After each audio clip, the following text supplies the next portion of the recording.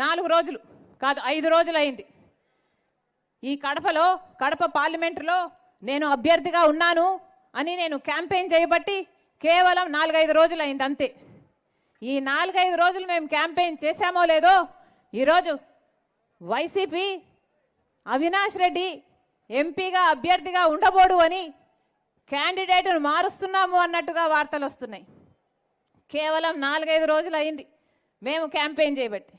ఇప్పటికే అవినాష్ రెడ్డిని మార్చాలి అన్న ఆలోచనలో వైసీపీ జగన్మోహన్ రెడ్డి గారు ఉన్నారు అంటే ఒకటే అడుగుతున్నాం, అంటే అవినాష్ రెడ్డి హత్య చేశాడు అని మీరు ఒప్పుకుంటున్నట్ట?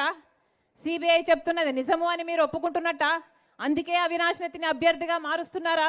ప్రజలు నమ్ముతున్నారు, ప్రజలు ఓట్లేయరు, ఆయన ఓడిపోతాడు అని మీకు నమ్మకం కుదిరింది కాబట్టే ఈరోజు అవినాష్ రెడ్డిని మారుస్తున్నారా అని జగన్మోహన్ రెడ్డి గారిని సమాధానం అడుగుతున్నాం.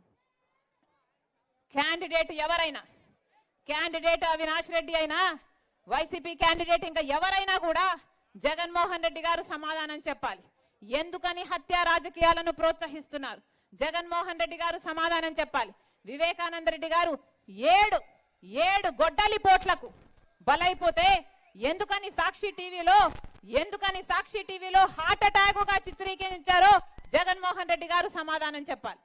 జగన్మోహన్ రెడ్డి గారు సమాధానం చెప్పాలి. వివేకానంద రెడ్డి గారు చనిపోయినప్పుడు సిబిఐ ఎంక్వైరీ కోరిన జగన్మోహన్ రెడ్డి గారు ఆ తర్వాత ముఖ్యమంత్రి అయిన తర్వాత నేను సిబిఐ ఎంక్వైరీ కోరితే బీజేపీకి పోతాడు అవినాష్ రెడ్డి అని ఎందుకు సిబిఐ ఎంక్వైరీ వద్దన్నారో జనాలకు సమాధానం చెప్పాలి జగన్మోహన్